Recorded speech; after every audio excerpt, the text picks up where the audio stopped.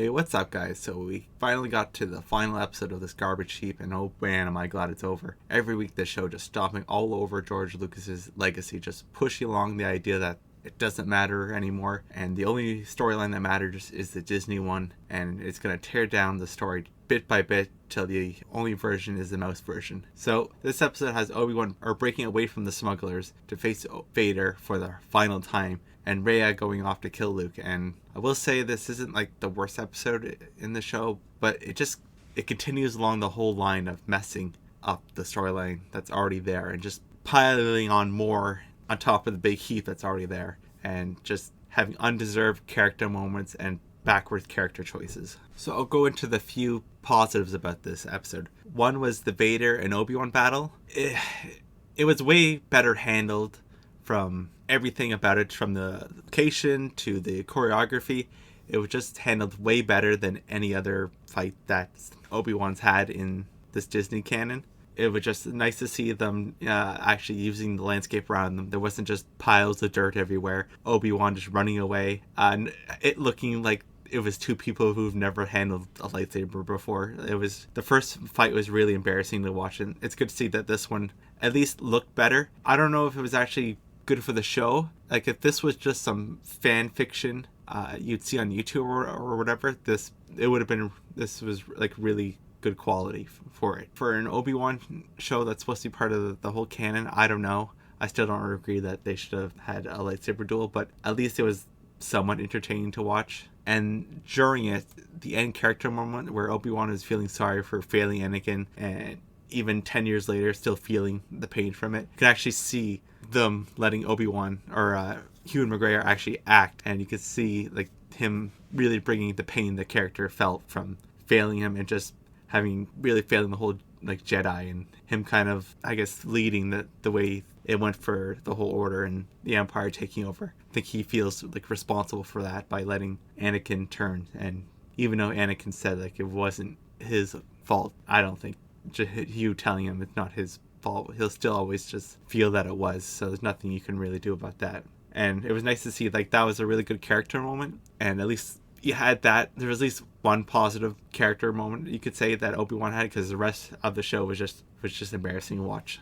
Alright, so let's get into the negatives, because there's quite a bunch. The whole first 15 minutes of it was just them in this junker ship, and it was really just boring. It was just a lot of time filler. Like that felt like it was way too long. It was at least like 10 or 15 minutes, and there was really not much being accomplished there other than them just getting blasted and seemingly forever, because they're getting blasted for the whole like 10 minutes, and it's a small junker ship. Like, why is their shields like, how much shield power do they have? They seem to have unlimited shield power until the plot's like, now we're out now. But during that whole time, Obi-Wan was ready to give himself up to give Roken more time to fix a hyperdrive, because that's what he said at least 3 different times. And that was another thing. The whole time, like, Obi-Wan was just going around trying to say goodbye to Leia and get everyone, to where they need to be, like, oh, go deliver her to Alderaan and all that. And Roken's like, no, I just need a bit more time. I can fix the hyperdrive. Like, dude, fix the hyperdrive then. You said it 3 different times. You don't seem to be fixing shit. You're just going around telling people you need more time to fix the hyperdrive. Like, you gotta go fix it then. I don't know. And then, of course, Leia gives him another pep talk, and like, he needs another one of those. He's had like, how many, 3 or 4 different pep talks by now through this whole series from her? Like, I don't know, dude, how many pep talks do you need from this little girl? Like, and then we come to the whole Rhea B plot, and that was real bad. Like, it's probably the worst part in this whole episode.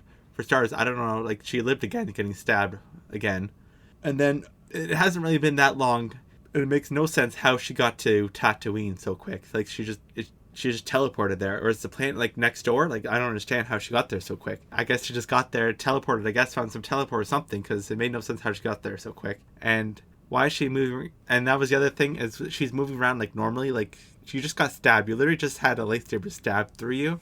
Why are you still moving around like nothing's happened to you? And this comes to I guess the other point is, why is she even bothering trying to kill Luke at this point? Her cover is blown already.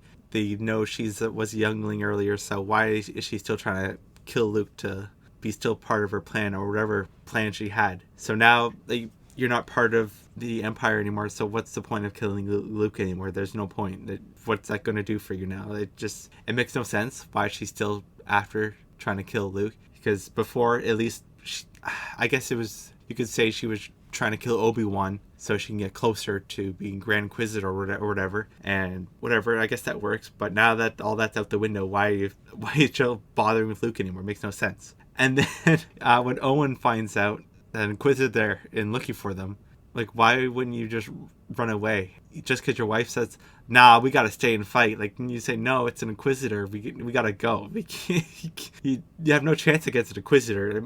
And they didn't, because when she came, yeah, you were throwing like potted plants at her and trying to blast her with lasers. I mean, it's really a pointless endeavor. And then it didn't matter. Like, she just kind of knocked you guys over. I don't know how, like, why she wouldn't kill you guys. Well, we know why, because you guys need to live. But, through the whole story earlier, she's killed basically anyone and anything for whatever's in her way. So it doesn't make sense that they'd be alive now. But whatever, I guess, because we know why. But it doesn't make sense for her character to keep them alive, let alone even be there. But whatever. And we'll get to the end part later. So now we come to the Obi-Wan and Vader lightsaber battle, which visually it was impressive, but narratively it really wasn't, because there was a lot of things still wrong with it. For starters, when Obi-Wan was being crushed by the rocks, he was thinking of Leia, and he's now all of a sudden a supermaster hurling rocks by the tons, when moments before he can barely move it,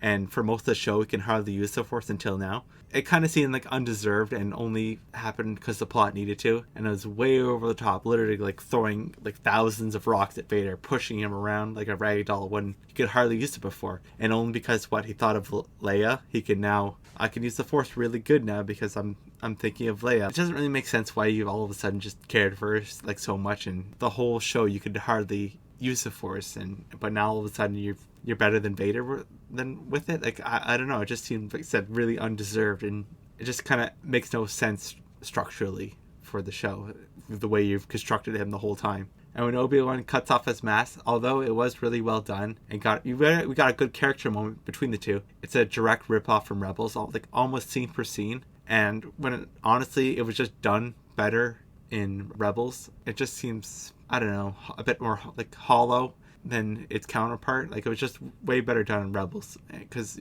Ahsoka and Anakin had way more of a connection it felt in that show than in this one.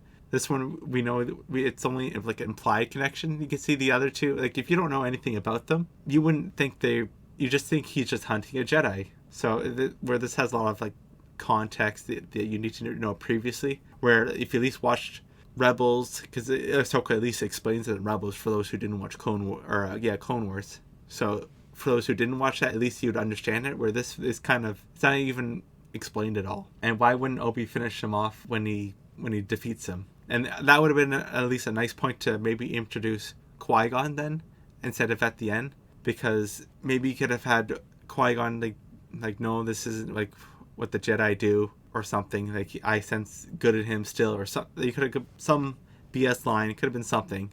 Like, it didn't make sense for Obi-Wan just to defeat him and then just walk away from him. I don't know. That was just kind of a weird choice for how the character ends. I mean, we know why, because they have to live. So when you're like stuck in the narrative, there's only so many places you can go, but it doesn't make a lot of sense for Obi-Wan just to leave him when he had the chance to like end the Empire's reign, or somewhat. Like, it's really hampered it. But I don't know, just whatever. And then we get Obi-Wan. I don't know why Obi-Wan would go to Alderaan at the end. That would put everyone in danger again. I don't know why they wouldn't anyway, since they already know that he's connected with Obi-Wan somehow, and now it didn't really make much sense why he went there in the first place. Again, because he just seemed to go there, just blow smoke up Leia's ass and telling her how she's like the pinnacle of every virtue that the human species has, and she has all the goodness, and you have literally everything, and you're gonna grow up and do great things, and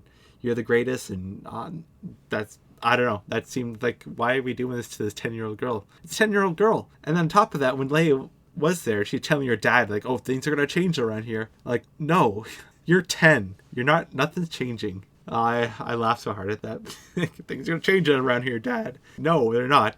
You're 10. You're gonna do what I say, and that's it. No one's gonna let this 10-year-old girl run their life, especially when you're like, I don't know, the president of the planet. Like, no. That was just funny to watch. And then afterwards, Obi-Wan just blowing smoke up her ass. Like, oh my god. And then we get the final scenes of Obi-Wan just hanging around Luke again. He clears out his cave. I don't know where he's going, like what the plan is. Aren't you supposed to be watching him? That was your mission for until he can grow up. You just making sure those kids survive. But he goes there, goes around Owen again. No one tells him he doesn't want him around. Like, how many times have you been told that? You kind of look like the creepy neighbor now. And whatever, I guess. You don't even tell him, like, what's happening, what's going on. Just kind of, I don't need to be around to protect him anymore. You guys can do it, when they clearly can't. Like, did you see them he almost died right there, just because Rhea just decided not to kill him anymore. He was really close to dying right there, dude. Like, you clearly need to be around. So they can't handle, like, Jedis and Inquisitors and all that shit. But I was just okay. And then at the end, we see Qui-Gon Jinn finally make his appearance, and it was so weird, because there was nothing really felt earned about it. He just kind of appeared there. Like, Obi-Wan is still kind of in the same place he left. I mean, I guess he's a little happier now, because he doesn't have to work at the meatpacking plant anymore. And he's left the hobo cave, which was all choices he didn't have to do. And where's he going? He's just kind of riding off in the desert with a camel, with Qui-Gon telling him there's a lot to do. What do you mean there's a lot to do? What's there to do? He's a wanted fugitive, so he needs to always constantly be hiding somewhere.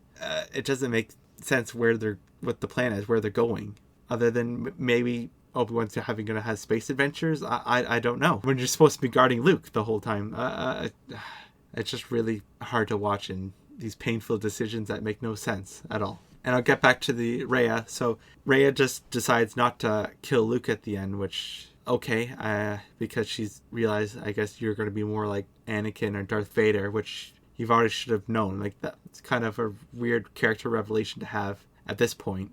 And then she just decides not to kill him, drops her lightsaber, and then just wanders off when she shouldn't be alive anymore, because she knows Leia and Luke exist and are connected to Obi-Wan, and she knows Anakin is Vader, so I don't know why Obi-Wan just wouldn't have killed her right there, because you're letting her go. She's a huge risk and liability, so letting her go, how does that help you or your mission or anyone?